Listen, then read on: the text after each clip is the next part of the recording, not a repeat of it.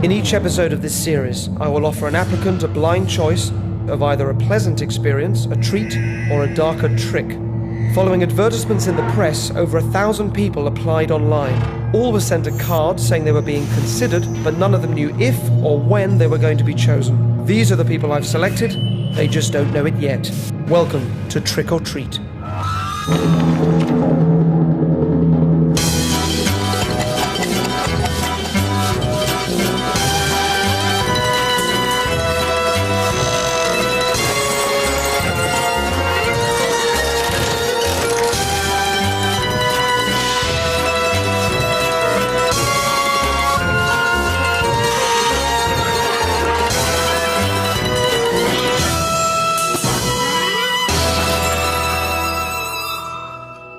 Tonight's applicant is Angela, a 22-year-old administrator from East London.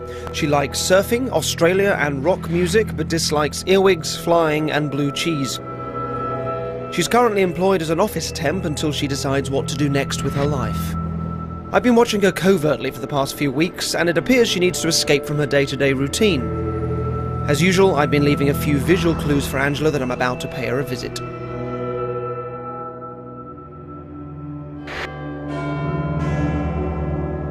Angela is finishing up at the office, but she has no idea that we got here first, blacked out all the windows so there's no daylight coming in, and then hid cameras throughout.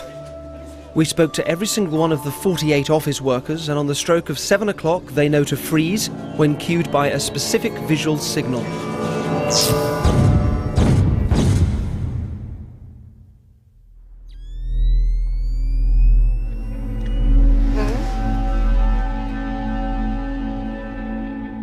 Angela is now in perfect darkness.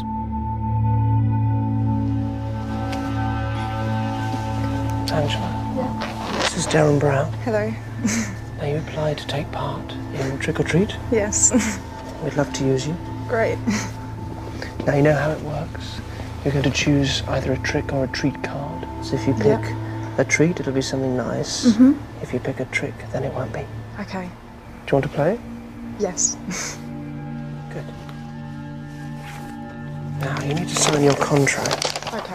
I'm going to put that on the table in front of you. Yeah. That just allows us to do anything we like with you. And I'll shine a little torch so you can see what you're signing right at the bottom. Thank you. Now, you're going to choose one of two cards. One says trick, and one says treat.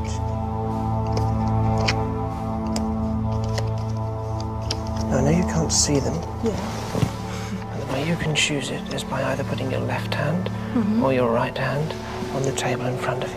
Okay. And tell me which one you're doing. Putting my left hand down. Your left hand, okay? I'm going to show that to the camera.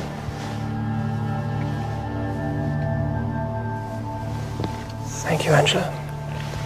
We'll be in touch.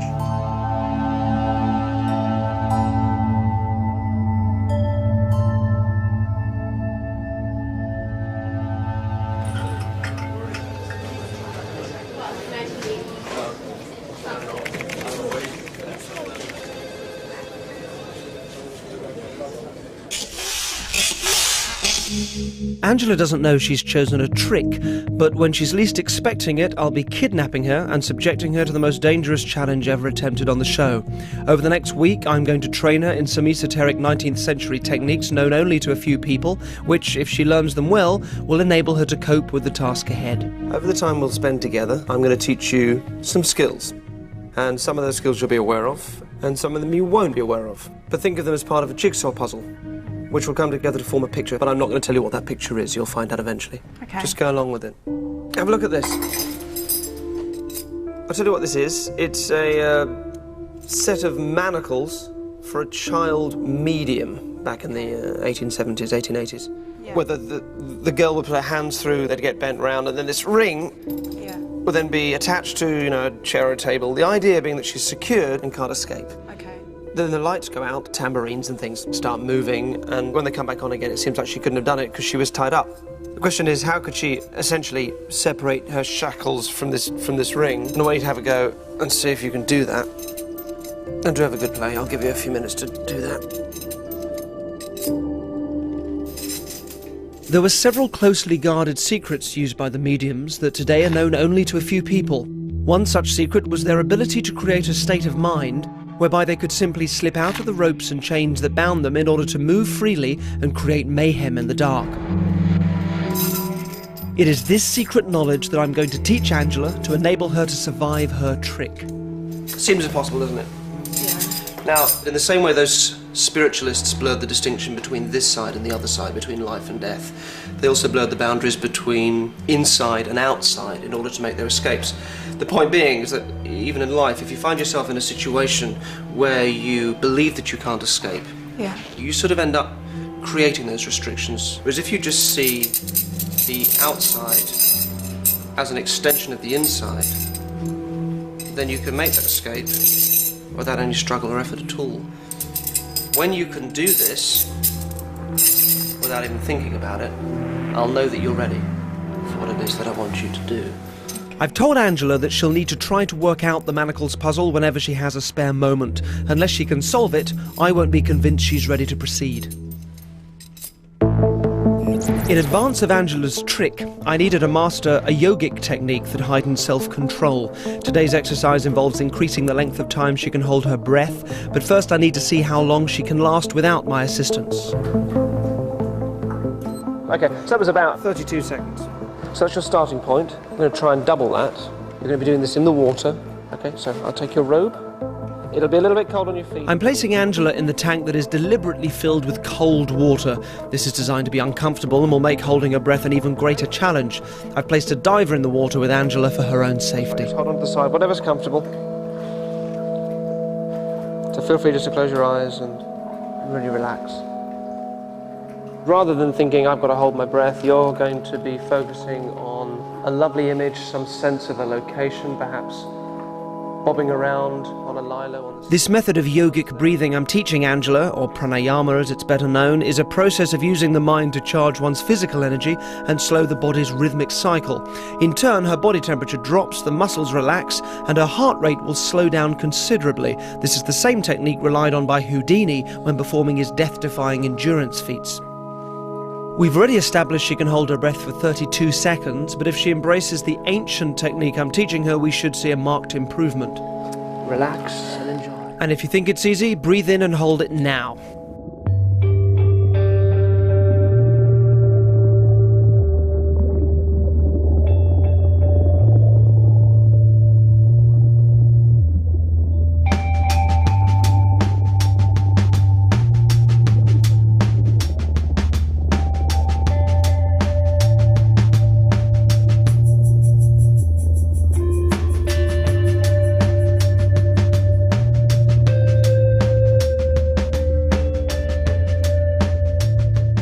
Angela has passed her previous threshold and shows no signs of stopping.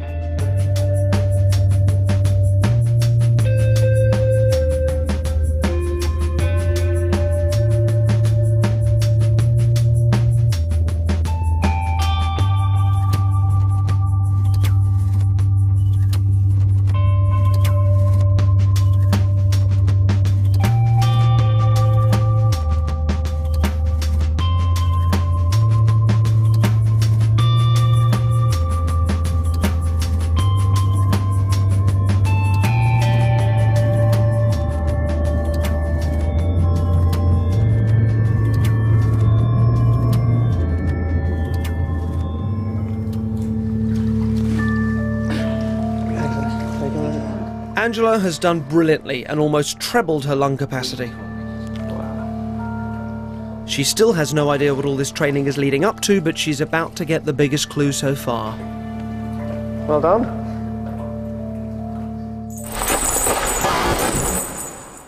A lot of what we're going to do revolves around the idea of achieving a state of calmness. I'd like you to just pop yourself inside this sack. So if you turn her face that way... Yeah. And step into it. Having tested Angela's physical abilities, I'm now going to give her brain a workout with this logic puzzle. Imagine you were placed in a sack which was then pulled up over your head.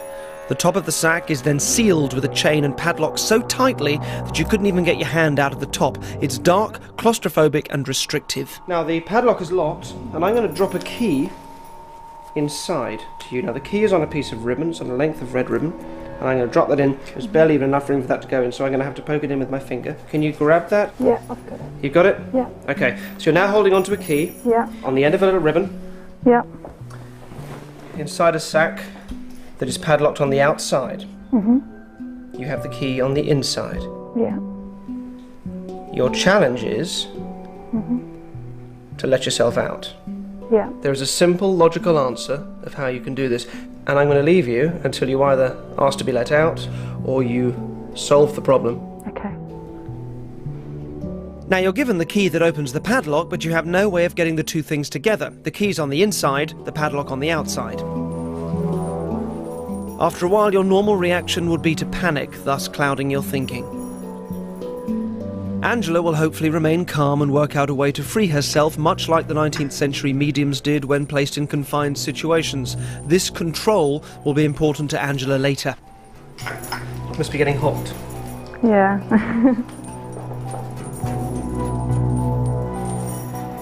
Despite her circumstances, she remains calm and eventually works out the solution to the puzzle.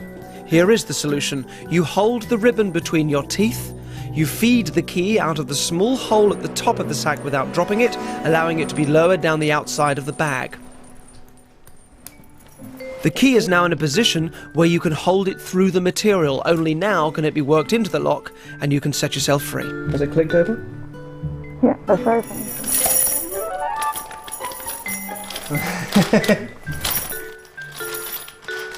Quite warm in there. It is quite warm, isn't it? Yeah. Well done. My God, well done. In any other situation, sort of, you know, being in a bag and chained up, I would have started panicking, and there were a couple of times when I did. As I went along, I got more and more used to the feeling of making myself calm. Unbeknownst to Angela, she's going to be subjected to a physical and mental ordeal during her kidnap. We've brought her down to a training facility to assess both her physical fitness and how she reacts under pressure. If she fails any of these tests, we'll be forced to abort the rest of filming on the grounds of safety. We've enlisted the help of a survival specialist trained by the Special Forces, but due to the extreme nature of what lies ahead, he wishes to remain anonymous. Been given a kind of a broad brief as to sort of what general areas to prepare you for. Okay. So today I'm going to give you a physical assessment. Yep. We might start some training. It's going to be quite grueling, quite tough. Yeah. We're going to see how far I can push you. Okay. Head first, straight through. Quickly, run. Nose to the ground. Come on, move it. Move! Come on, push, push, push. Out, out, out. Put your nose in the mud and push with your legs. Quicker, move it. The trainer has been instructed to push Angela to her limits and see if she cracks under pressure. Each aspect of her health needs to be tested, so for 8 hours she's put through a series of exhausting exercises that monitor her stamina, her agility and her tenacity. Come on, down, down, lie your head. Come on, But despite showing visible strain, she appears to have excelled herself. How are you feeling? All right. Knackered? Yeah. Good. I'm actually really quite impressed with Angela. I pushed her quite hard this morning. Her agility was good. Her stamina was really excellent, actually.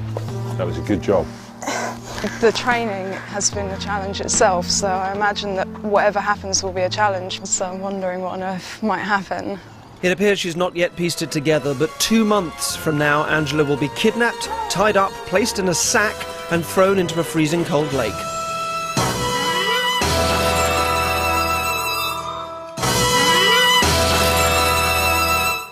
For the past few days, I've been training Angela in preparation for the most dangerous finale we've ever attempted on the show. She doesn't know what's in store, or even that she's picked a trick, but today is the final part of her lesson before she's kidnapped. Still haven't really given you any indication of really where we're going with this. No. You're just learning some skills, which will all come together at the end. I'd like you just to look at me right here. Yeah. But as you look at me, you're going to feel your eyelids just start to get a little heavier. And as you kind of listen to me and just let yourself relax. That's right, and heavier. And it becomes more of a struggle. That's right, just drift down. Imagine yourself tied securely, and through no effort on your part, other than just focusing your attention. And in the same way you can command a muscle to relax, you can also command the knot to relax. And just see those knots just slipping away. Now what I'd like you to do is to not only wake up, but to feel a refreshment moving through you. Feel good? All right. Grab your napkin. Stand up for me. Now, I'll tie this up. Now, if you give that a good pull, I need you to see that they don't just come apart. All right, I'd like you to unpick it for me. And what happens, what you experience is an increasing sense of frustration and annoyance, yes? Yeah. Yeah.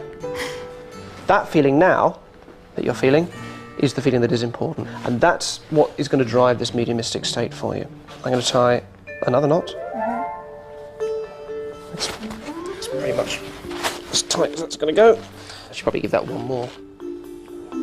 Okay? I'll give it another tie. Really tight. Sensational. Okay, this is excellent.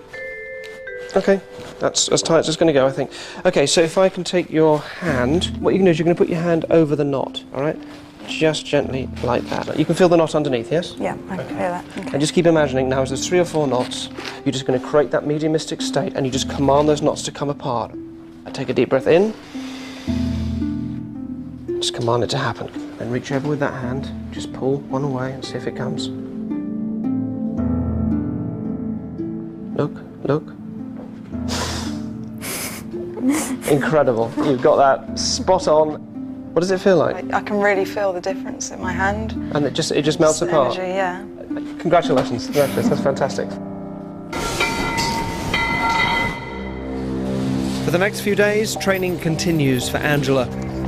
Over this short period of time, she has honed her physical fitness and her mental acuity and has inadvertently been taught all the elements she'll need to see her through the trick I've planned for her. Although she doesn't realise it, Angela's safety will depend on what she now knows. Congratulations, you are more than ready for what I have in mind. We then broke off all contact with Angela, and we left it for 2 months. The last time we spoke, I told her we'd be continuing filming at some point in the future, but I left the details deliberately sketchy. However, after 8 weeks of silence, it's now time to bring her journey to an end. It's 4:30 a.m. on a Tuesday morning.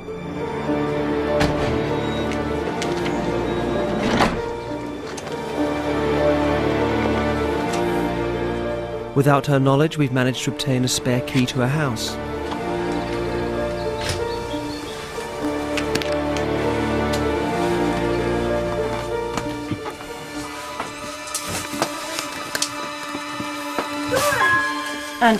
Angela, wake up, wake up.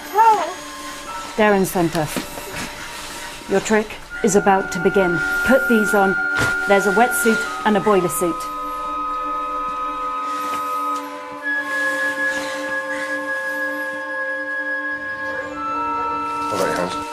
Her abductors have been instructed to restrain her hands with 2 genuine police-issue cable ties looped tightly together. They're designed to be impossible to remove. She's also being blindfolded to make sure she can't see where she's being taken. This way.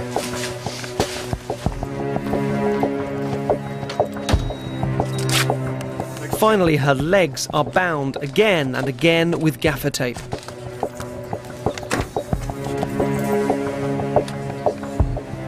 At the back, lie down. With her hands and feet securely bound, she has no possibility of conventional escape. We have to go. We're on our way. Angela will now be delivered to me. She has no concept of where she is going or what is about to happen to her. She has a long, dark journey to her final destination. That's with her wrists cable tied together, her ankles gaffer taped securely, unable to see, trying to remain calm and hopefully using the time to access the mediumistic state that she's learnt. Eventually she arrives at Black Park Lake. This early in the morning the water temperature is barely 8 degrees Celsius. There's a fixed camera under the water. Other than that, Angela is on her own.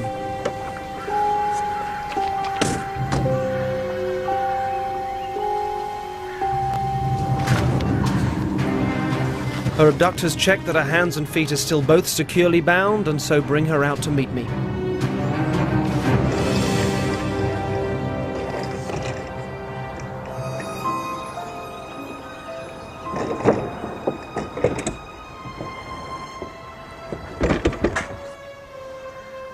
Angela, it's Derren. Just going to take your blindfold off. My eyes might need a moment to adjust. Forward. Just going to pop you in the sack.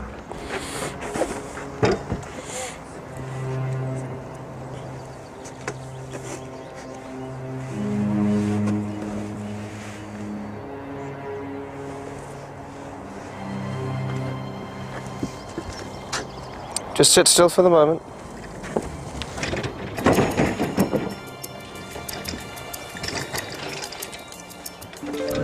Okay. Now I'm going to tie this over you. I won't do anything until you're absolutely ready. Pop your head in for me. Now, I will count down from 3 to 0. And on 0, I'll tip you in. Okay.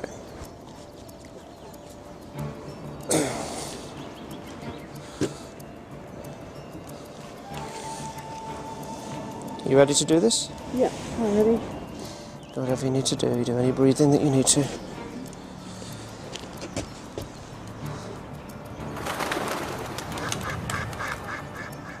Three, 2, 1,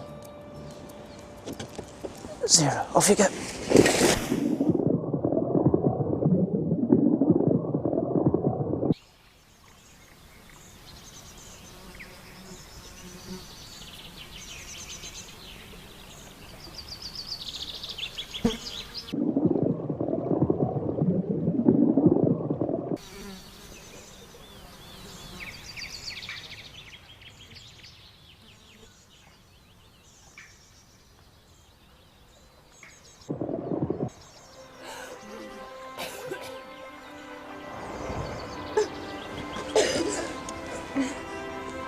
There's a ladder around here. Do you want to come around this side?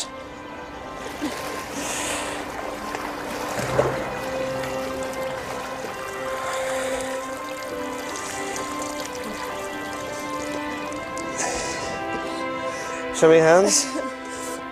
Hands apart. Feet okay? Yeah. Amazing. Now let's get you warm.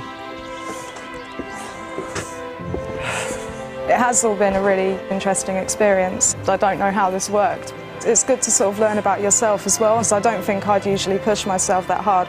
Derren said to use the technique to stay calm because it was really, really cold in there. Luckily I got out of there in the end.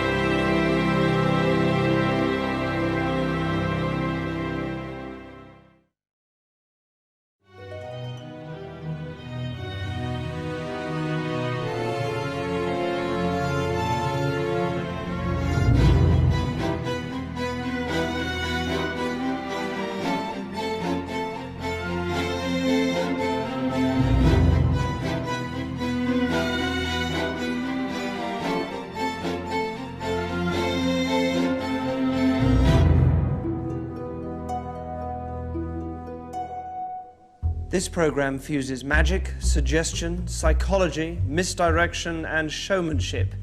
I achieve all the results you'll see through a varied mixture of those techniques. At no point are actors or stooges used in the show.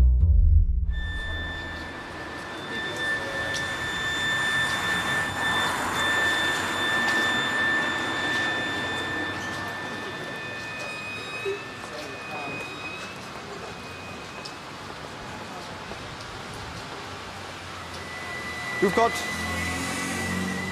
got a pale wooden floor in your bedroom, in your room. You've got pale wooden floor, yeah? And you've got, also you have a pale wooden blind on the window, yes? No, yes, on a desk, yes? The walls in your room, they are like a light purple in your bedroom where you sleep on a silver bed. And there are photos, black and white photographs of your friends and of people that are on the wall, and 2 mirrors, yes? Yeah. You have 2 mirrors and your bedclothes are white where you sleep on your side like this, away from the light, because you like to turn in the middle of the night when you're sleeping. You look very peaceful when you sleep, but the white bedclothes, you have an ethnic throw on the white bedclothes. Is this correct? Yeah. Yes. Good. Go. Go. Go.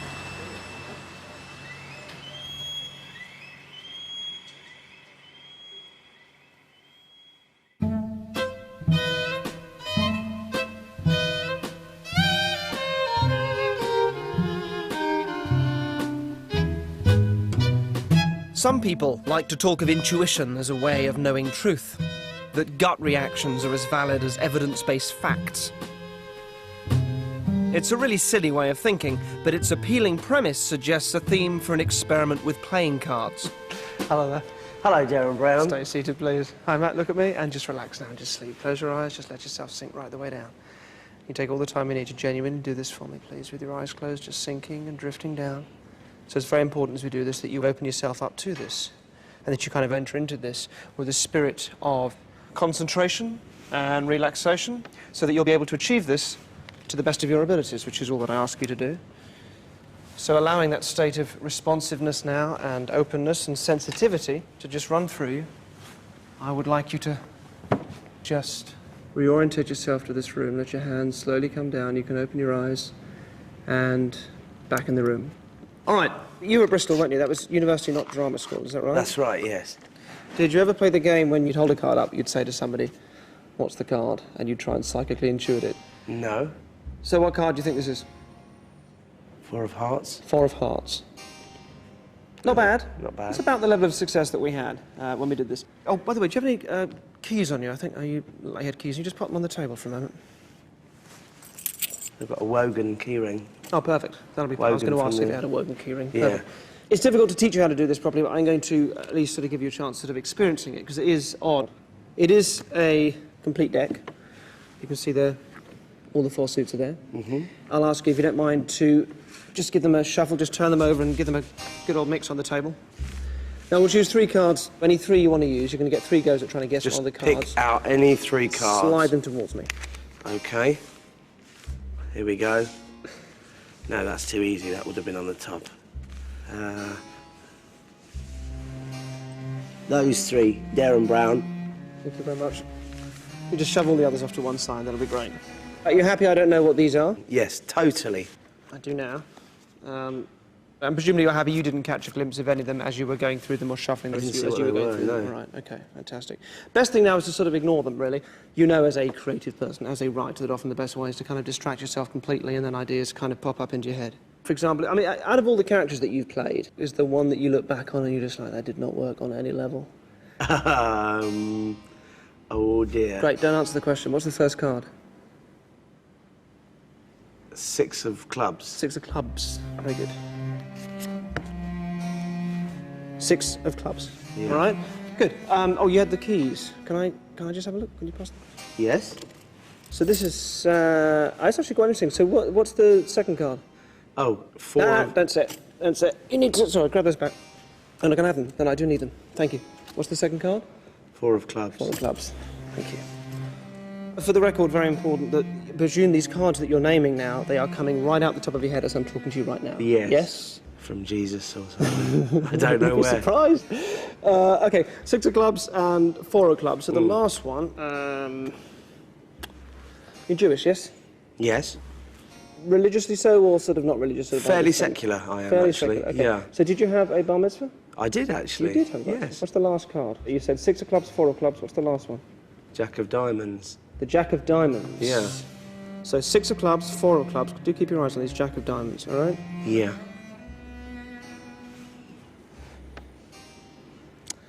The Jack of diamonds, which is the last one here, all right, so 6 of clubs, 4 of clubs, Jack of diamonds. The Jack of diamonds is actually the Jack of hearts. Oh. Very close. You said the 4 of clubs was the second one. 6 clubs, 4 clubs, yeah. Pretty close.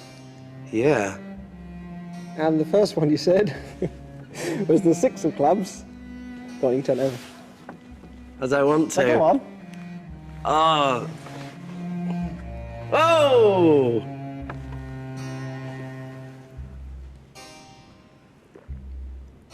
This works because of what you've brought to it in terms of your sensitivity, your creativity, even if you like. Does that make sense? Yeah. So as part of that, this is why I brought this with me. I watched every episode that I could get of everything you filmed, even down to the old in-flight stuff you used to do with David. And I took a guess at the 3 cards that you would think of. All right? Take that. This would not have worked with anybody apart from you. Have a look. Shall I open it? Yeah, yeah.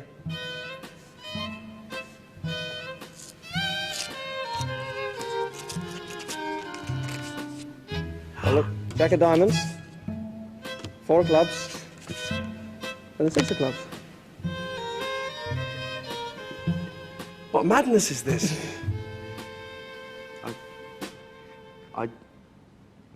I don't know why I said the cards I did, and I'm trying to work out how he knew I was going to pick those and what signals he was giving me that made me subconsciously choose those cards. He is controlling my mind. I'm not having anything more to do with him. He scares me. The sun has come to represent enlightenment and salvation across many cultures. I think that if we remove such comforting concepts, we are required to do more soul-searching, but eventually our eyes become accustomed to the dark and our lives become richer. Justin, very good to meet you. So you answered an ad to come out and help us with the show. We're very grateful that you did. What's the time, by the way? What are you making at the moment? 4 o'clock. 4 o'clock. Excellent. Come with me. I'm going to take you up here to this higher area.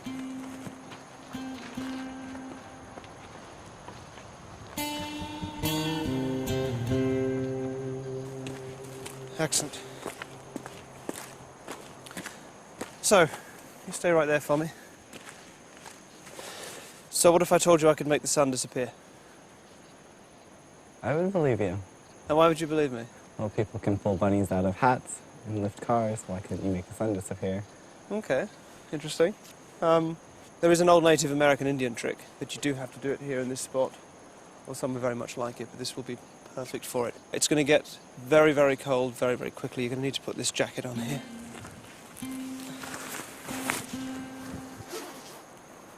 Excellent. I'm going to come and sit just cross-legged here on the blanket. Just there, be great.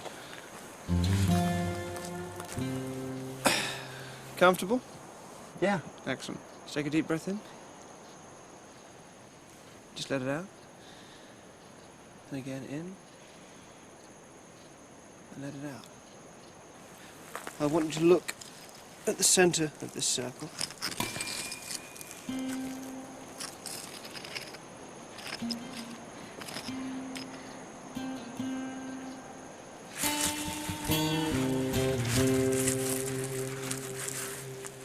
One.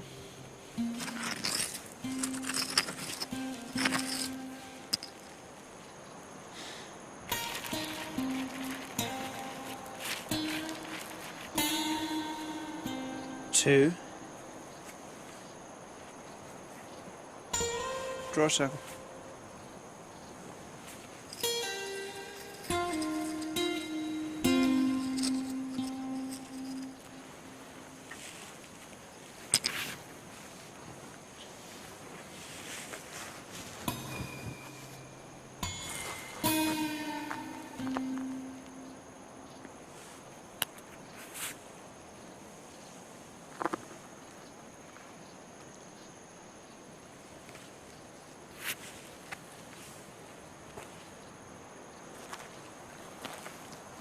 Lie down. Make yourself comfortable.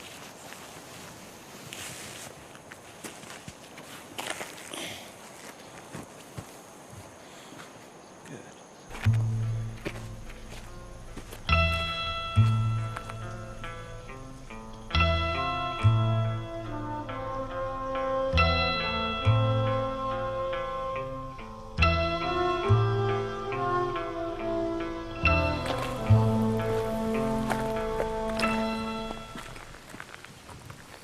Okay.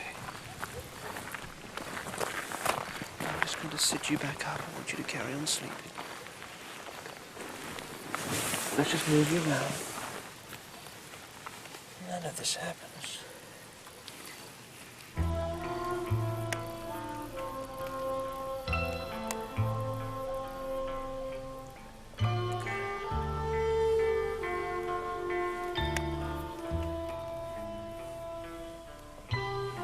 taking your hand here, leaning you forward.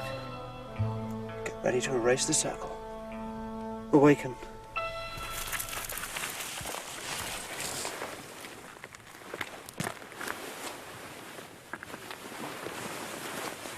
It's gone.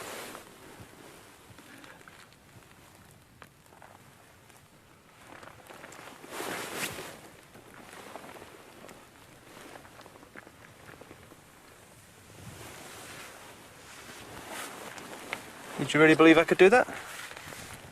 No. It's just unreal that that happened.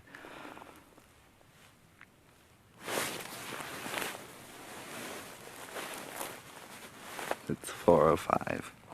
The sun's gone.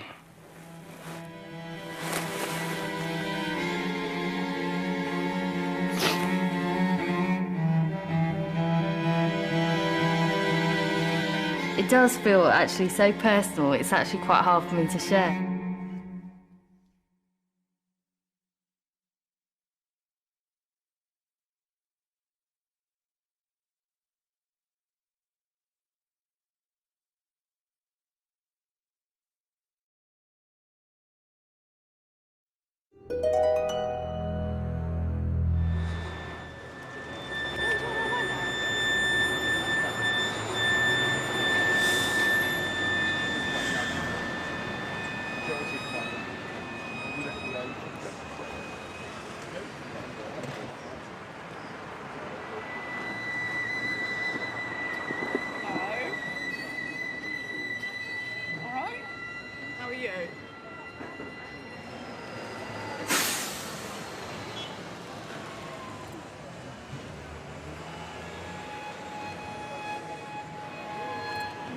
I like to see things from people from when they are younger.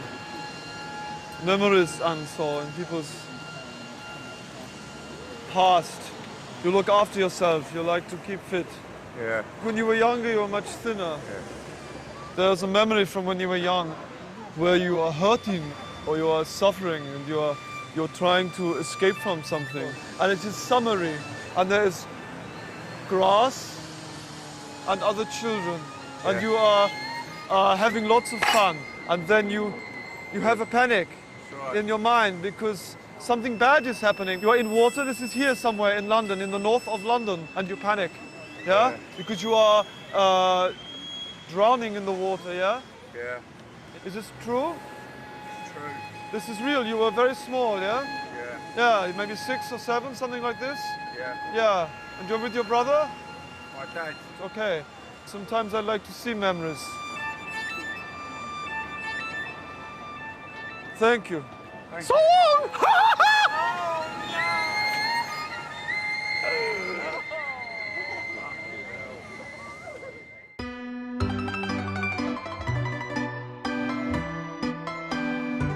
Do you think astrologists, palm readers and the like can really tell everything about you? That your personality can be read from your birth date, your hand, or from sensing vibrations? Very possible. As ever, the volunteers here have no idea of what we're about to do. I'm going to ask each of you to take a sheet of paper and to draw around your hand on the paper. That's what the pens are for. And when you've done that, to write on the paper your birth date, and if you know it, your time of birth as well, will be very useful. And thirdly, to take some personal object that you have on you. Please don't choose anything that is immediately recognisable as being yours. You're going to put them into one of the numbered envelopes. It does not matter which one. Does that kind of make sense to you all? All right, okay, I will look the other way. If you can do that for me now, that would be great. Any bit of paper, obviously, any pen, any envelope.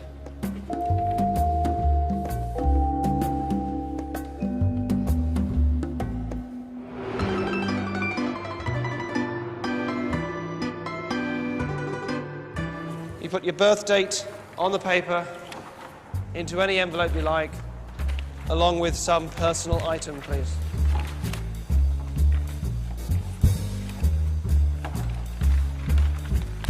All done?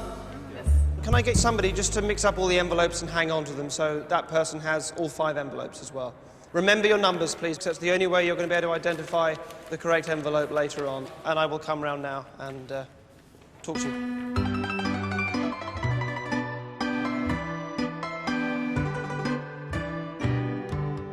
Excellent. Thank you.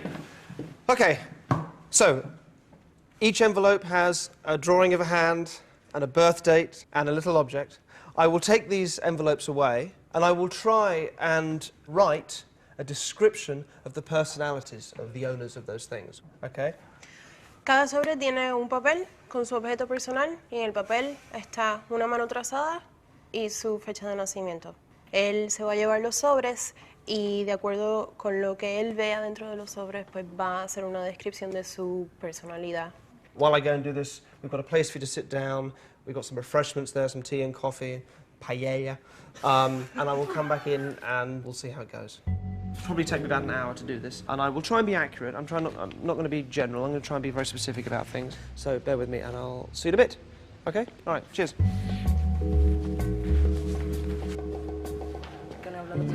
Que me ha visto en su libro, es un viaje que voy a hacer, pero tú no lo digas.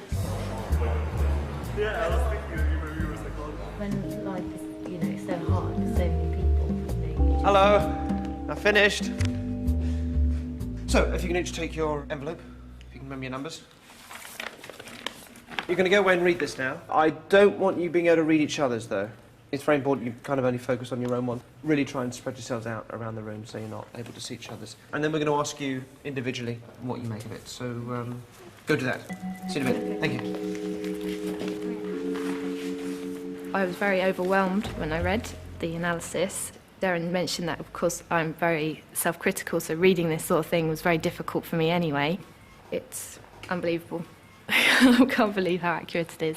I kept reading to the paper and saying, I can't believe he's analysed me so accurately.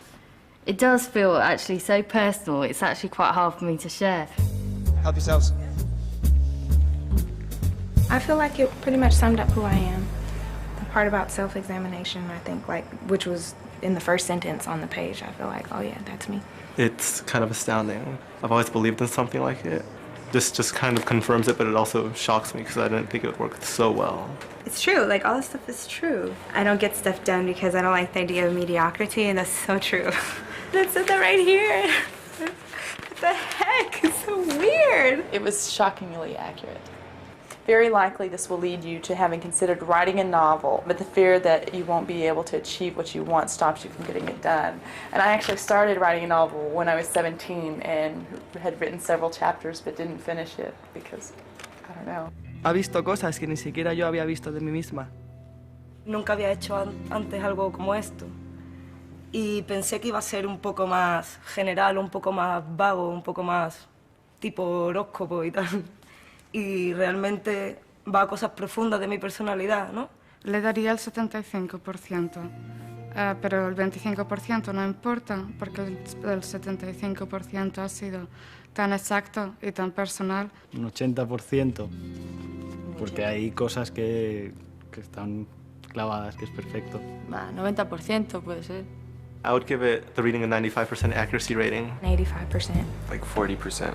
85%. 90%. 99%. Definitely. Okay. I want to try something else. First of all, if you can all take your readings out of your envelopes and just hold on to them but fold it up, please. Just the readings, not the hands and so on.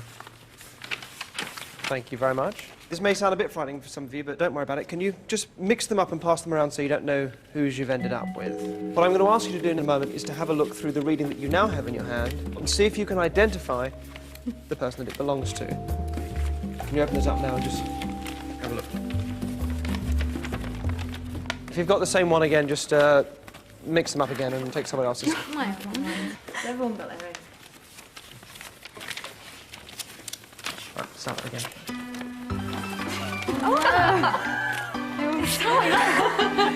Yeah, in fact, you have all got exactly the same reading. Oh my god, that's just so...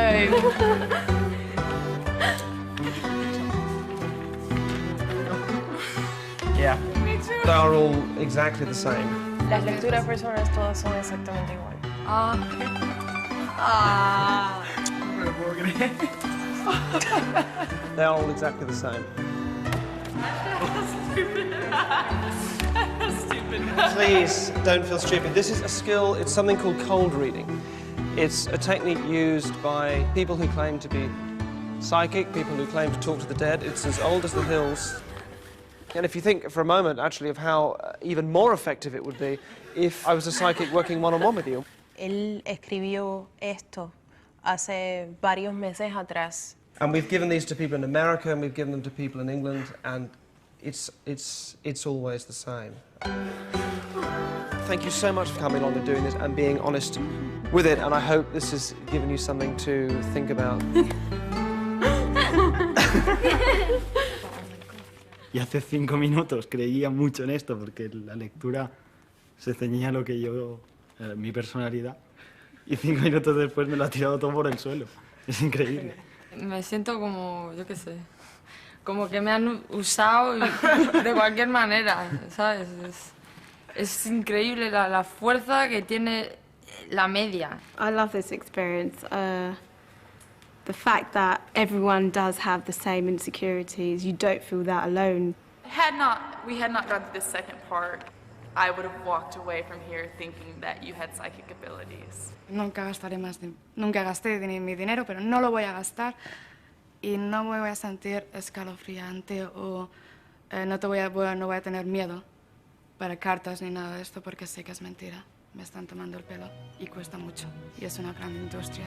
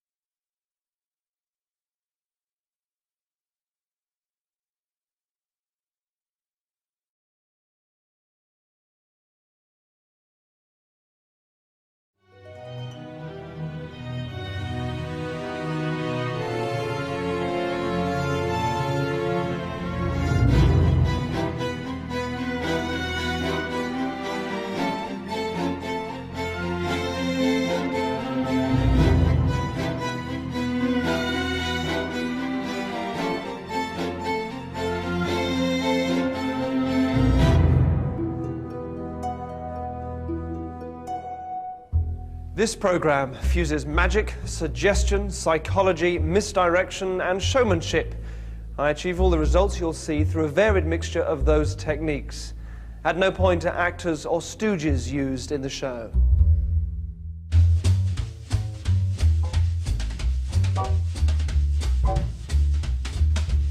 In the 19th century, so-called psychics were often tested by having to guess the details on a postcard sealed in an envelope. Often they did surprisingly well, so I thought it would be worth presenting some modern-day non-psychics with the same challenge. Can I use you for this? Would you come and join us for 2 minutes? Yes? Thank you very much. It shouldn't take too long of your time. Thank you. I'll bring you over here by the postcards and sunglasses. What's your name? Sorry. Karina. Karina, we're just going to put a microphone on you. Can we do that? Do you want to put your bag down for a minute, because you're going to need your hands? I'm going to give you this. We're here, obviously, amongst lots of hats and postcards and things. In that envelope, it's a sealed envelope, you can see, is a postcard. Right. It's a single postcard in there. It is sealed, and you can't see in there, all right? So I'm going to ask you to try and intuit what's on that postcard. Okay. Now, immediately, I know, as soon as I say that to you, you're going to start thinking of pictures.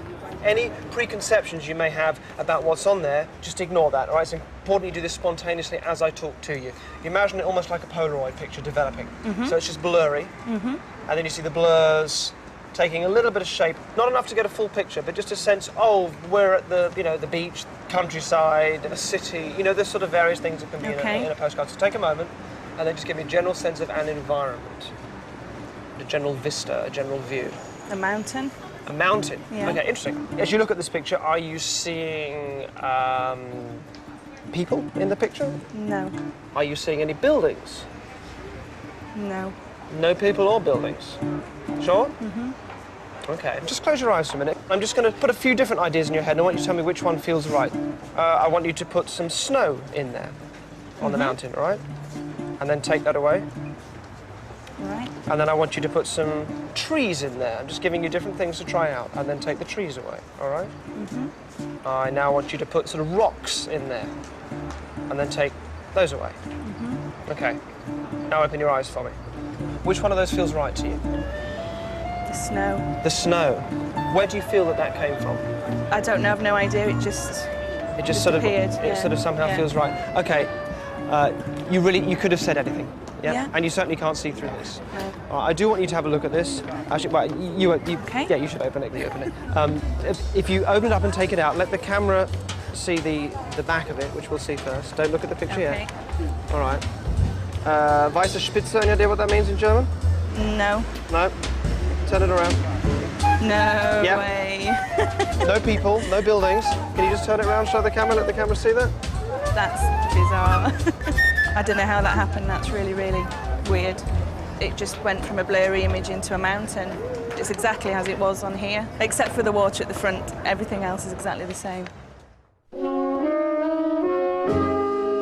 I hated sports at school, and hated my sports teachers.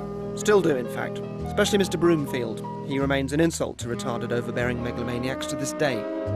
But the psychological attributes of hugely successful athletes are awe-inspiring, so here I am getting thoughts into the mind of a woman who's always one ahead. I've got a number of cards here. These have all got a number 1 on the back. Mm-hmm. All right? And on the other side, these are all cities in the world that, as far as I know, you've run in. I want you to have a little look through them and then to just mix them up, because I want you to take one out at random without knowing what it is. Hopefully they're all there.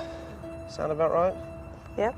Great. Okay, so if you can just mix them up, just hand me one, but without you knowing what it is, so it's entirely at random. Great, thank you. You didn't see what that was as you handed it to me? No. Now this goes into the envelope. You don't see what it is. Okay. I'll put that there for you. All right, okay, thank you, that's that done. So, I'm going to draw a picture. When I show it to you, I want you to name any city that you like, that you've run in, okay? Any one of those cities. Just anything? Yeah, no, so don't worry for now about trying to remember what was on the card, and don't go making any decisions yet.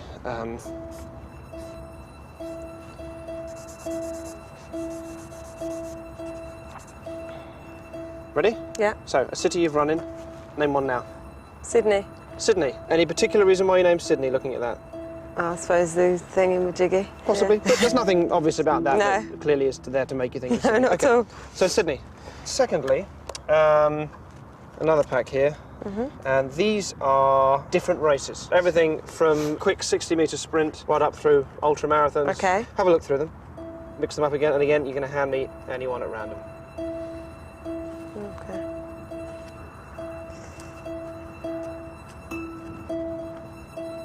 Anyone you like. Sure? Happy? That's off the top? Yes. You happy with that one? Okay, right, okay. Right. Again, this goes in here without you seeing what it is. Give the envelope back to you so you can put this down now. Okay. Pick up the blue envelope, just hang on to it for me because I'm going to ask you to close your eyes. I want you to have it in your possession all the time. So close your eyes for me. And I want you to imagine now that you are running on the Sydney track so that you can really, as I talk to you now, begin to build up a real sense of that environment. This could be a quick sprint, it could be hurdles, it could be anything you like, all right? I want you to be pushing ahead of the others, just leaving the others behind you, and just seeing everything that you see, hearing everything that you hear, and feeling it as you come over the finish line. Then open your eyes for me. Now, what was the race that you were running? 200 metres. The 200 metres. Okay, all right. Was there any particular reason why you said 200 metres? Any reason that you're aware of? No, just put myself in the blocks and just ran. Thank you. Keep hold of the envelope, please. I need you to hang on to that at all times, but if you can come down here with me, mind the steps.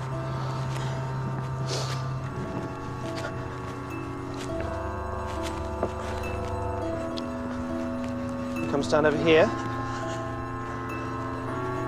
Great.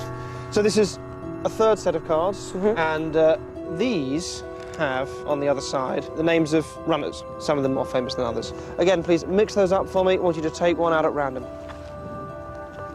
Just take one out and just hold on to it, but don't look at it. Okay. Sure? Hang on to that. Let's just put the others down. like that. Careful you don't look at the name on the card, but if you can hold it on top of the envelope in your hand like this, so you're sort of sandwiching it like that. Would you have any sense of what name was on there? Two come to my mind, but I don't know. And is that, you think that's sort of your guessing or a sense from the card, or? Just popped up in my head. Popped up in your head? Okay. Yep. What were they? Morris Green and Michael Johnson. Okay. Hang on the envelope, let me just have a little look. I'm allowed to look, so I'm just going to take that. Okay. I'll take the envelope as well, please. Again, please don't look at what this says.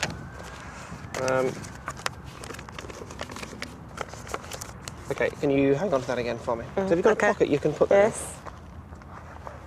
in? Okay. Okay, that's in there for good now, I won't touch it. All right, come stand just here for me, facing this way. Okay. First thing is, I'm going to ask you to go the wrong way around the track. Okay. All right, the idea of this is that I want you, kind of with each step that you take, to imagine the personality of another runner, of a different runner, not you, just sort of come forward with each step that you take. Now, when you get a real feeling of it, when you really feel that it's kind of there, then I'd like you to break into a run or a jog or whatever you're happy with, and then to work your way back here. Okay. Now, when you finish the race, I would like you to imagine yourself as that winner winning, if that makes sense. So imagine the other runners behind you and you're really completing the race as that person.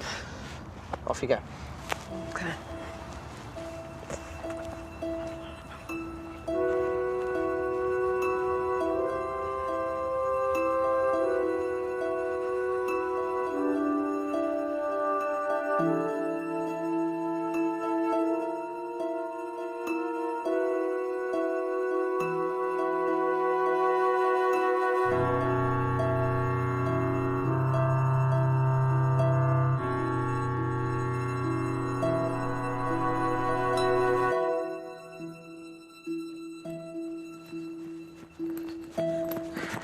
Hey. Fantastic. Thank you. Out of breath just watching you.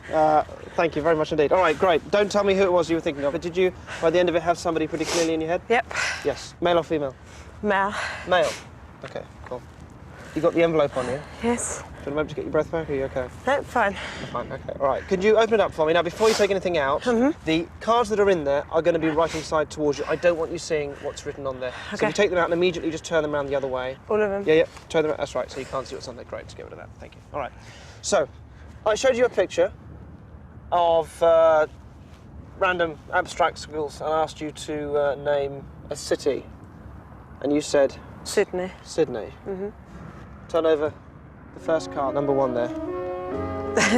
It says Sydney, yeah? Just going to show these to the camera. All right. And you have run in Sydney before? Of course. Of course. The second then was the event, and you said the 200 metres. The 200 metres, an unusual race for you. Yeah. But again, that felt right. Turn over number 2. The 200 metres. The 200 metres. It is. Fantastic. Okay. The last one. I'd like to see if you get this one. Okay. Now, when we stood here and you tried it before you went, you mentioned a couple of names. Yes. All right. By the time you'd worked your way around, ended up here. Yeah. Was it either of those names that was in your head? No. No. Yeah. And what was his name? Haile Gebrselassie. Gebrselassie. Yeah. Turn over number 3. How did you do that? It's crazy.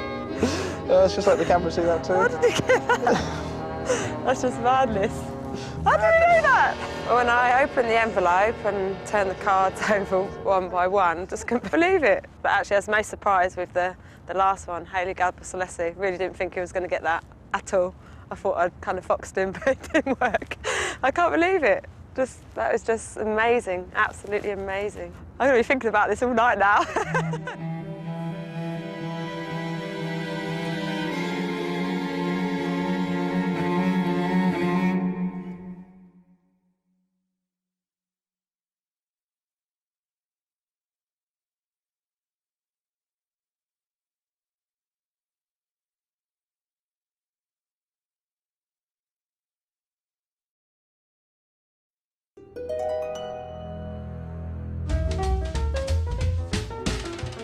In here is a postcard.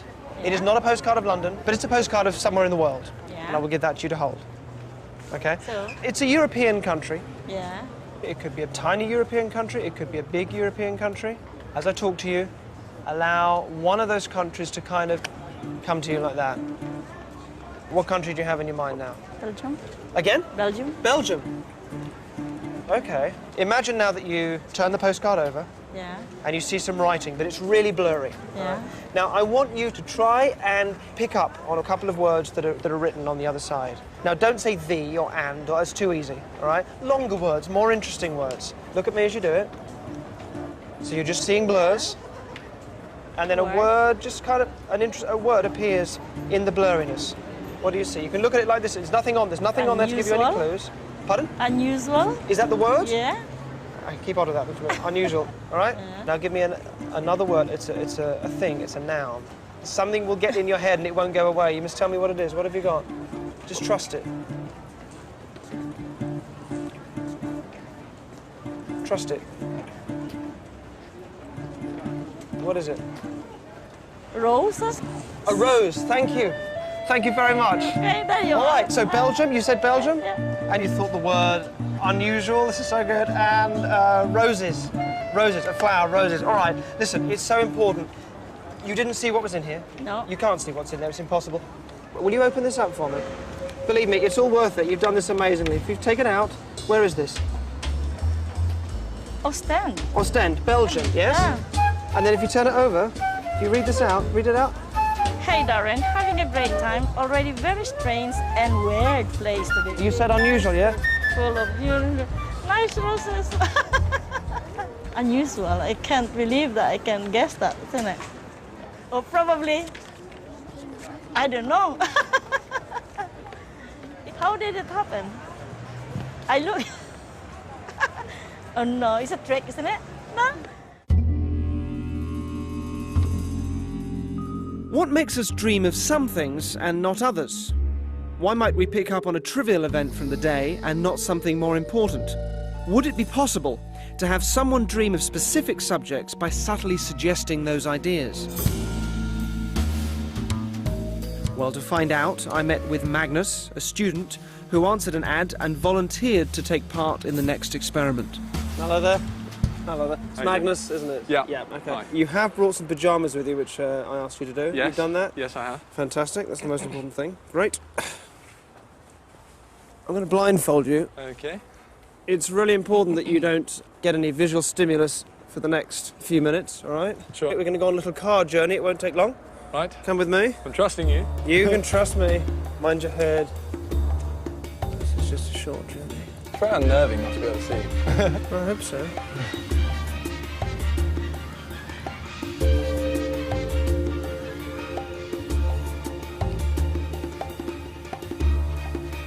Okay, we're here.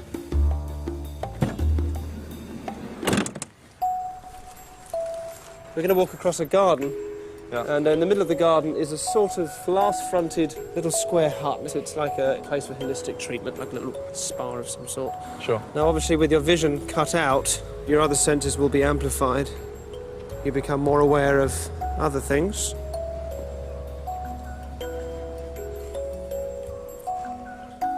Okay. Today's experiment, if you like, is to do with dreaming. Sure. I called you on the phone last night and told you to try not to get very much sleep last night. You did. Did you manage to do that? I did my best, yes. Great. This is because I'm going to ask you to go to sleep for us. Okay. Can we have Magnus's Gym Jams? Thank you. Now, are these like mine? Are they Barber Papa ones with a big piss stain down the front? Or... No, they're actually brand new. Oh, they're quite nice. A lovely green colour.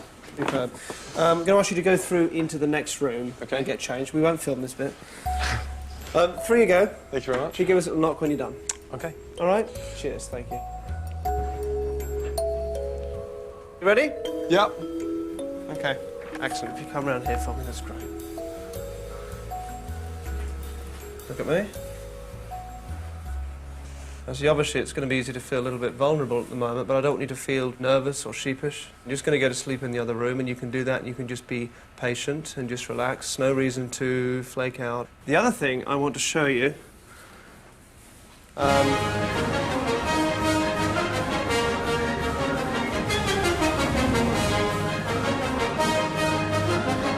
the room that you're going to be sleeping in, which you've just got changed in. So if you come in here, I'll just talk you through this as well. This is obviously the bed that you'll be in. There are also cameras, remote control cameras. There's one there and two up here. These are night vision cameras, so it will be dark in here, but we will be able to monitor you while you're asleep. Okay. In you get. And just you know, just take as long as you like. And obviously don't, you know, the cameras and everything, so just relax. All right, see you later.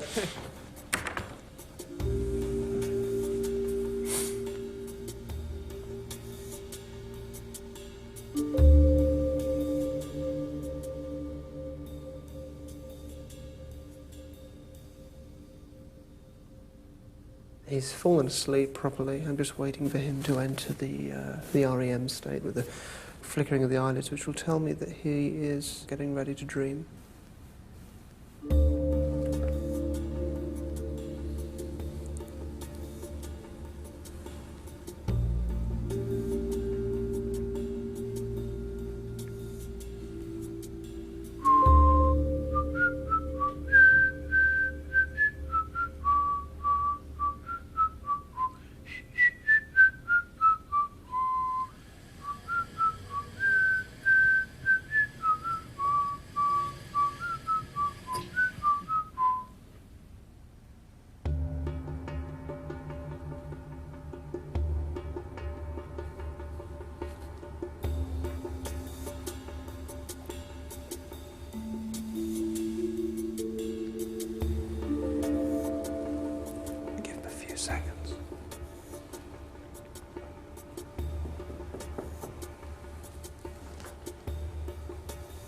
Agnes, wake up for a moment for me. It's okay. I don't really want to wake you up. Just stay there for a second for me. You seem to be sleeping quite nicely. You're aware of dreaming? Do you remember anything? Go to that sanatorium, a whole ward. Like in a hospital? Yeah. Okay. And what else do you remember? Some sheep instead of patients. There were sheep instead of patients. Do you remember any grass? Yeah. Yeah? Yeah. Was it just you, or was there anybody else? I was thinking of Mrs. Parker. Who's Mrs. Parker? Old lady who, friend of the family, she died recently. An old lady who died recently? Mrs. Right, okay. It's cold. Quite chilly. Quite chilly? Yeah. Okay. I'm going to let you carry on sleeping. This has been really interesting. Okay. But don't worry about any of it. I'll explain it all when you wake up, all right? How long have I been here? You've been here for quite a while, but that's all right. Don't worry. What'll probably happen is that you'll go back into the dream, all right? But don't worry about any of that. Just get comfortable. That's great. I'll just let you carry on sleeping.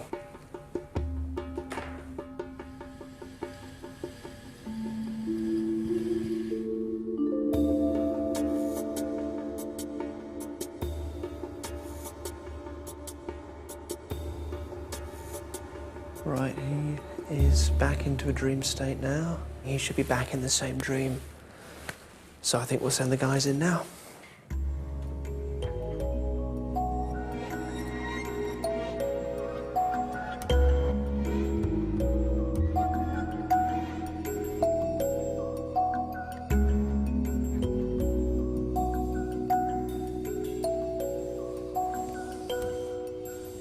Magnus?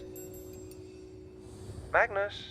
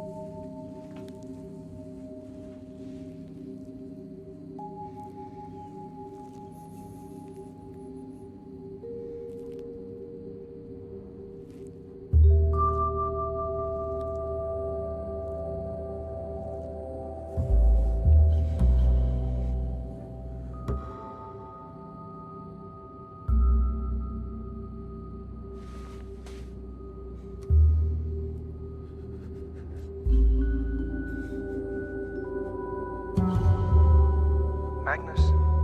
Magnus, go back to bed. Magnus, go back to bed.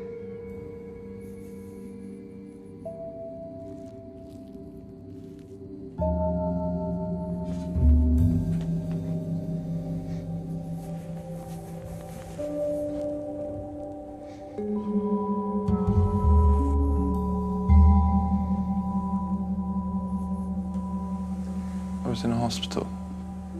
There were sheep, snow and grass on the ground. And Mrs. Parker. I'm very, very worried about I don't know where, all this stuff all over my feet. They're wet and dirty, really dirty.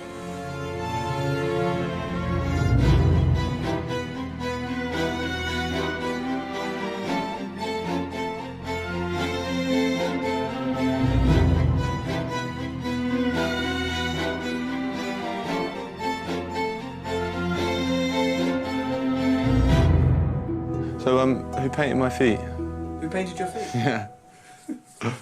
What should we show us your feet? Oh, oh dear.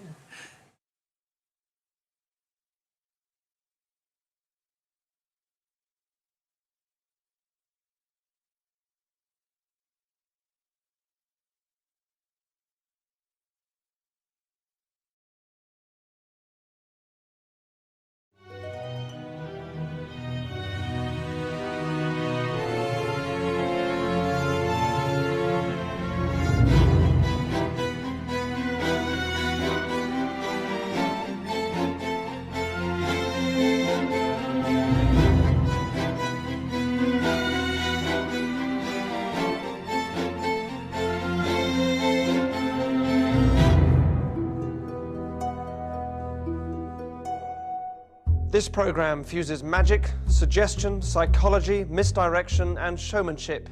I achieve all the results you'll see through a varied mixture of those techniques. At no point are actors or stooges used in the show.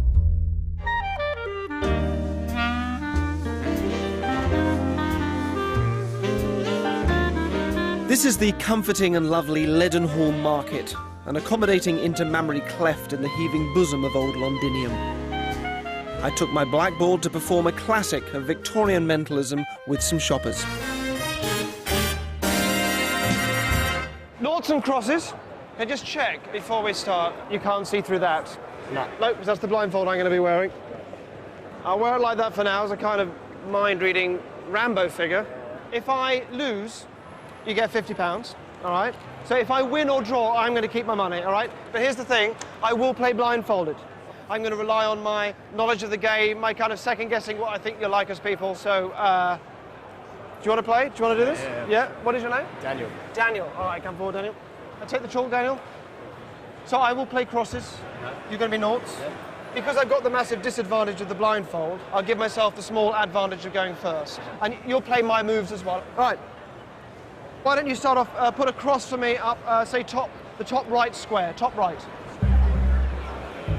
Yep. Do you want my shot now? Yeah, now you go anywhere you like. Yep. Okay, so I went top right, didn't I? So I'm imagining you're probably going to go diagonally, sort of bottom left maybe. Don't say anything, I'll just do this as quickly as I can. So put me in top left, put a cross. Go on, your turn. Okay, I think I've won, bottom right, yep? You want to go, oh, what? I think I've won. Just go on, just go in either square. That's, yeah. You go in either square now. Yeah, I'm done. And then put me, I think you would have left the middle right free. Put me in middle right. Yeah. Have I won? Yeah, you suck, man. Excellent. What do you do for a living? Insurance broker. Insurance, you're going to go for the middle, aren't you? All right, so if you go for the, don't say anything, I'll go top, well, I have to go top right.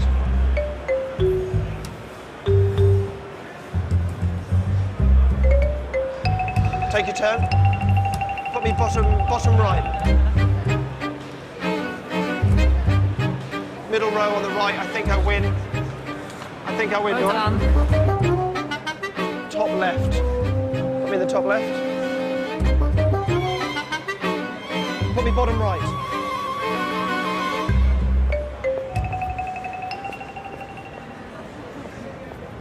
Bottom middle. Have one on the bottom middle, yeah? Got it? Oh, excellent.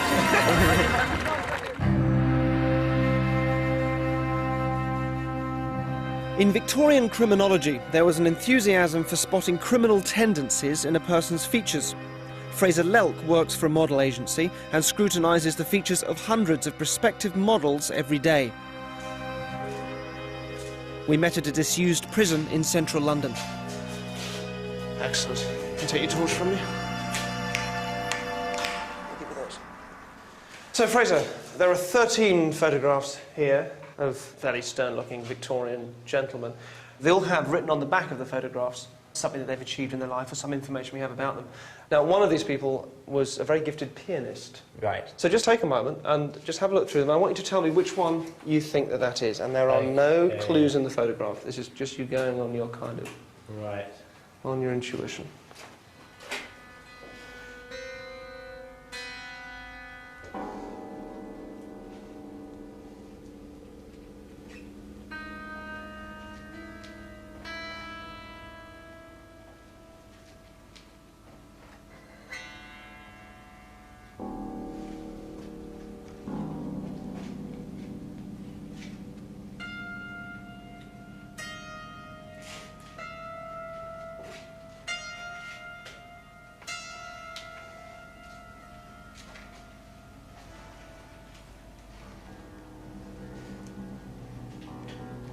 Okay. I think it's him. You think he's a pianist? Yeah. What makes you say that? A couple of things. The shape of the photograph, it could have possibly been in some kind of poster. His neck scarf is quite flamboyant and therefore would probably spark like entertainment. And also, he's quite slim and lanky, and it suggests to me he's got quite long fingers, and pianists are probably known to have quite long fingers, so I'd say him. You'd say him? Yeah. Why don't you turn it over? I'm probably completely wrong.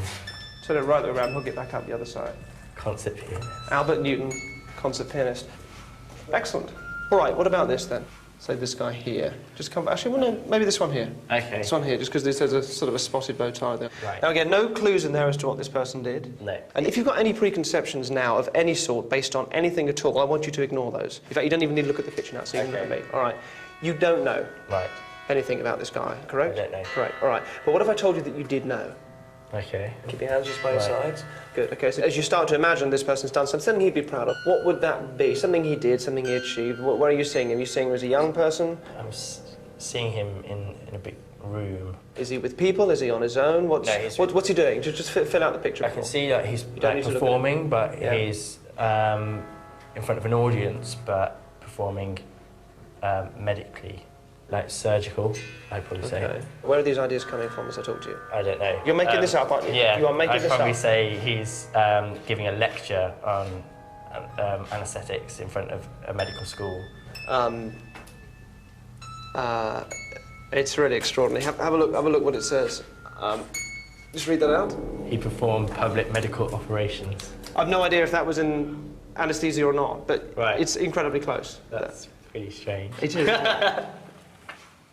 Can I go? That's cool. It's bizarre, isn't it? Okay, let me tell you this. One of these 13 was a convicted criminal. Right. I won't tell you what the crime is, okay. But he spent 8 months here in the place that we're in now, this building, which used to be an old penitentiary. Yeah. The other 12 are the jury which convicted him. Oh, right. Okay. All right? What I want you to do is to point out 2 pictures that you feel are not the criminal. Right. All right? Okay. Now, bear in mind, the criminal has a big red cross on the back of his picture, so you are avoiding the red cross. Right.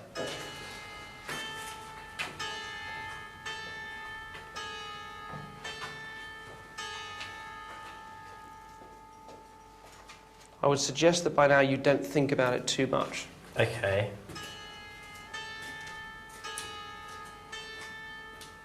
Him. He's not a criminal? Not a criminal. You want to turn it around?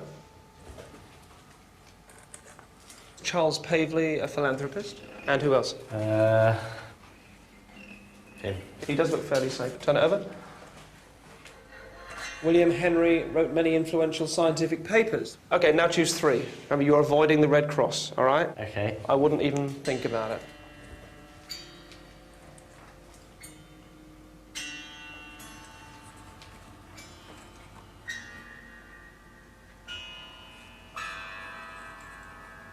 Okay, so we've got 1, 2, 3, 4, 5, 6 left. Obviously, one of those is the criminal.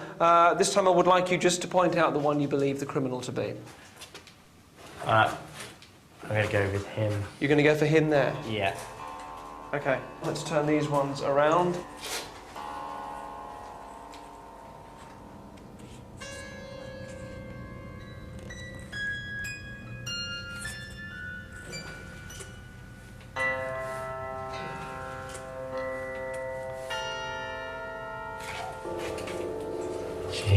Cecil Burgess, the Master Butcher. Okay, so look, you've got it. Right. He is the criminal. Right. What was the crime? Fraud. Why did you say fraud? Because he's a businessman, I think, and I think it's something that's quite, you know, he's thought about it. That just came into your mind then, yes? Turn it over. Jeez. Convicted of fraud in 1838. Spent 8 months here in this building that you're stood in now. Oh my God, that's just too weird. It really became clear to me when Derren was talking to me about the surgeon, just, you know, his input within it, and that I was getting images in my mind that were probably being directed from somewhere else because they weren't initial thoughts of mine. It was brilliant. Slightly spooky, but brilliant. Right, this is a grid, all right? I want you to fill it up with noughts and crosses, but so it's a draw. Just random noughts and crosses so that neither side wins. Do that for me.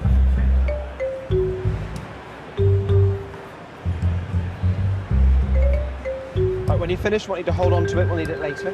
Show me. Great. Okay, I'll take the pen back. Well done. Okay, keep that safe for a second. Okay, good. So let's do it like this. I'll take this back for a second, but again, 50 quid if I lose. Let's have... do you want to come round for me, mate? I just put you just in there, is that all right? Sorry. So your name is? Mo. Mo. Mo, you're going to play as me. Sure. All right, so if you take the chalk, put this on. Okay. So Mo, you're going to be me, so just put a cross in the middle. I'm going to take the centre square as my starting point. Okay, give me the chalk. Right, somebody else. Somebody come forward. Anybody else that wants to play against me? Yeah. Okay. Okay. What's your name, by the way? Claire. What's your initials? C-O-G. C-O-G. Oh, so C-G. Do you me a favour? Just write, you're going to take your move, just write D-B versus C-G at the top. D-B versus C-G. All right. Yeah. What do you do, Claire? What do you do for a living? Top, middle? A headhunter. A headhunter, perfect. Top, middle feels about right. Thank you. Pass the talk to Claire. Claire, it's 50 quid on this. You've got to play to win. Okay, pass the chalk back to Mo. I'm going to say bottom left, please. Think about it. It's 50 quid if I lose. Middle right. Take the chalk back. Bottom right. It's a draw, isn't it? Neither side's won. Okay, it's a draw. Neither side's won. But. Bring it here. Open it up. Okay, look at the top. OXO on the top. OXX in the middle. XOX on the bottom. You played the game, but that's predicted. They did it exactly how I had it on the grid, which I did completely at random, and then they matched it exactly. Holy shit, man. I don't...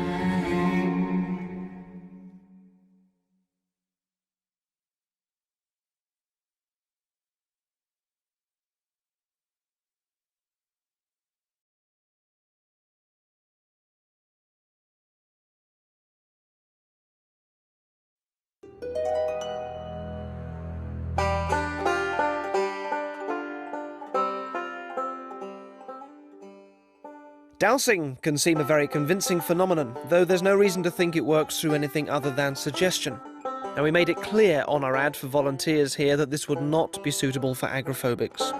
Ralph, Very good to meet you. Nice Thanks to for meet you. coming out. We've asked you along here because you have an interest in dowsing. Yes, I'd like to learn a lot more about it. Okay, I'll demonstrate to you how Okay. it works. This is a couple of standard dowsing rods, which you just hold them like that. Try not to restrict the movements at all. And I'll put this as just a bottle of mineral water on the sand like that. And you just start to walk towards the water, and you'll find they come towards each other and cross. It may take a...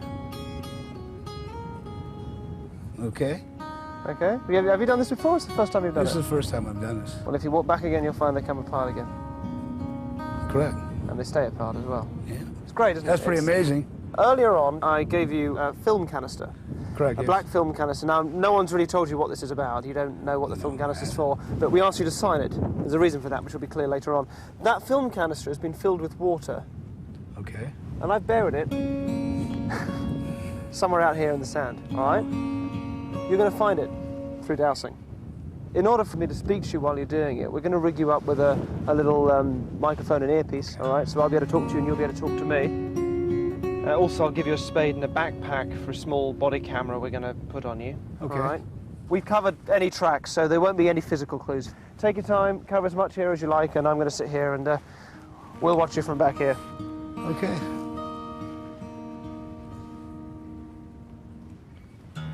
The idea, I think, is to feel the direction from the rods themselves and let them take you anywhere you like. You know, this might be right over in the dunes, it might be anywhere. I'm going to ask you a few odd questions. If you were to imagine that some sort of entity was guiding you, what image would you give that entity? How would you describe it? The first thing I would think would be, geez, it's even something as newly deceased as my grandfather about 20 years ago. So your grandfather comes to mind. This is great. I want you just to give me these sort of honest answers to odd questions. Let me ask you this. If you could take the experience of doing this and you could give it a colour, what colour would you give it? What colour would feel right? Blue. Are you imagining the film canister as you do this? Yes. Okay, well imagine for me that that canister was making a sound and that somewhere in your mind you could hear that sound and the sound would get louder as you drew closer to it. And then I want you to tell me what the sound is. How do you hear it? It'd be the sound of water, you know, just almost like the wind in a rushing kind of way. So the sounds that comes to mind are the sounds of wind and the sound of water, yeah? Yes. Great.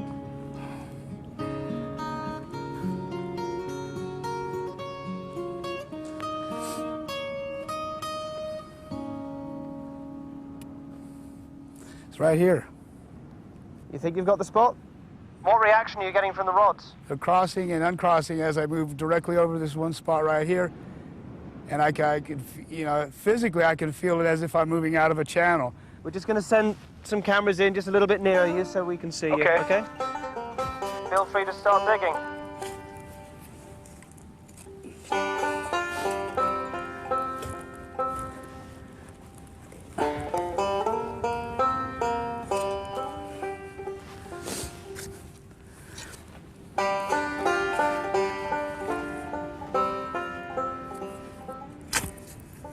There it is.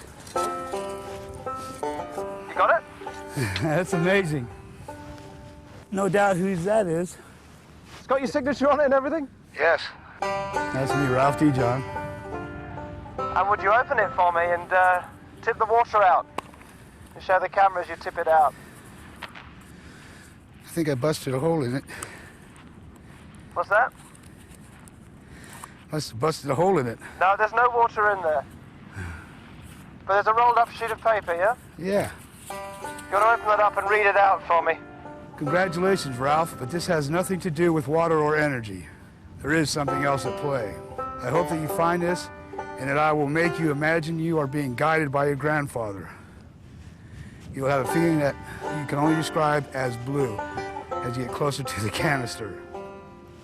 You will imagine hearing nature call to you, mainly as wind and water. I hope you will imagine a strong sense when you hit the right spot.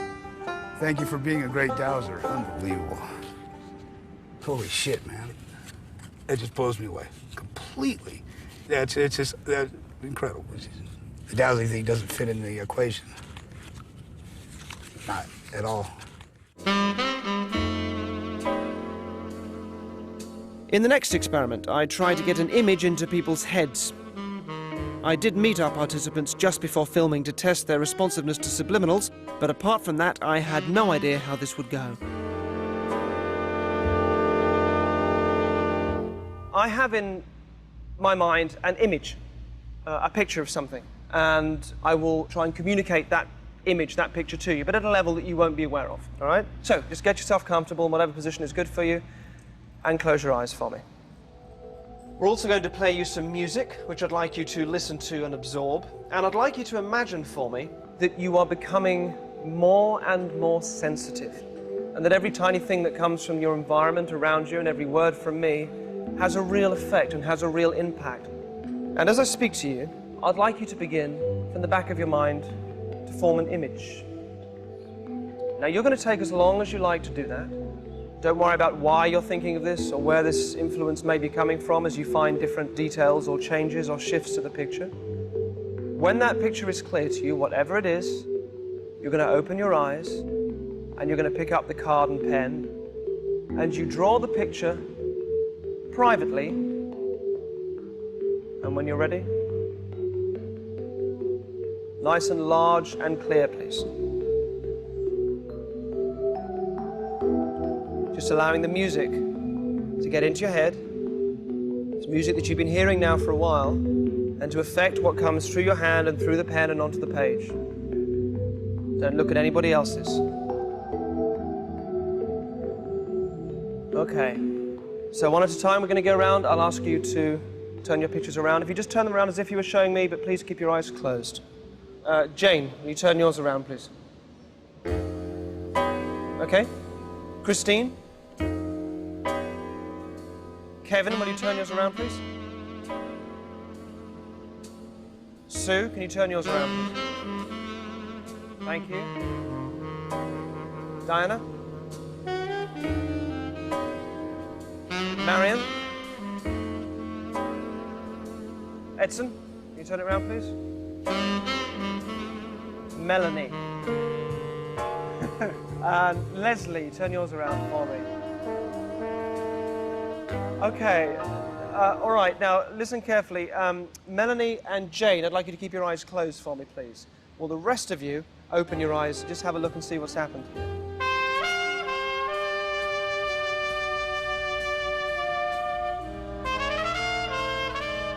We had the same connection or something. This was amazing. I realised that I was going to do an image of a line with a curve, and then after that point, I allowed my mind to actually take over. And suddenly it appeared, and I drew it. Yeah, I don't know how it happened. I can't explain it. It's extraordinary. Okay, don't say anything. Let me just ask you, Jane, what is that you've drawn first of all? An apple with bat wings. Fair enough. I'll ask you two to open your eyes as well then. I'm afraid yours don't match, but if you look around at everybody else's. I was very much focused on what I drew, which was a fish, but what was a real big surprise was when I was asked to open my eyes. It wasn't that I got it wrong, it was that everybody had got a flower, and just the split second before I opened my eyes, I thought, flower. I almost forgot. Almost redundant. I wasn't expecting so many of you to do this, but the image I had was one of a kind of a drooping flower. Not only have you all got a flower, but you've all got the droop as well. Really superb. Give yourselves a round of applause. That is amazing. Thank you. Congratulations. Thank you very much.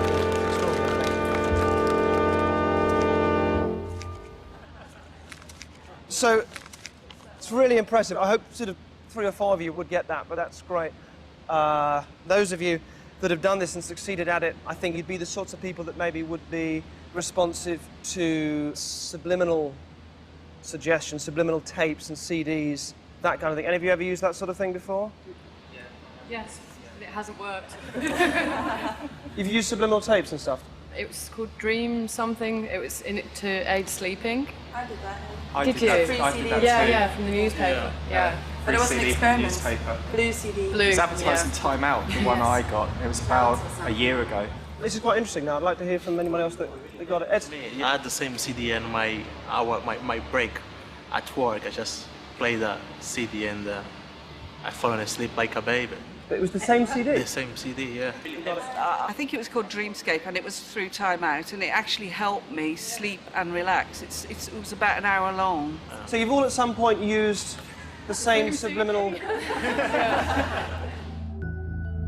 They didn't know that the Dreamscape CD they received had been sent out by us, and that the music was specially composed and interlaced with hidden suggestions of flowers. Everybody we sent the CD to had to fill out a questionnaire and then return it to us. This showed us who would be susceptible to its content.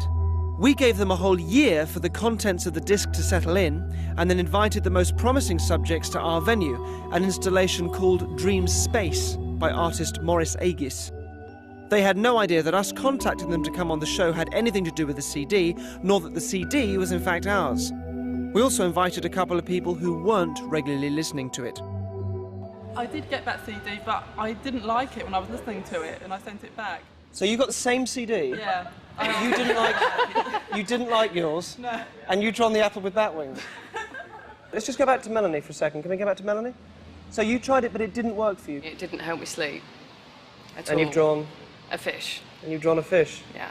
That music that was just on then, and I thought, have I heard this from previous shows of Derren Brown? And I thought, no, I can't place it. And now we're just going on about it. I've just remembered specifically that I know for certain that that is the music that was on that CD. Definitely. Are you sure? So a lot of it probably sounds quite absolutely, because I similar. remember the end bit as well. It was like a cascading synth sound, which was really beautiful at the end. When I received it, I was really worried in the beginning. I thought it may be like Scientology behind it or Hare Krishna, some kind of brainwashing, but I thought it was very soothing and helped me to fall asleep straight away, so I can hardly remember what I heard. Well, I can't really remember what I heard because it was just subconsciously that I listened to it.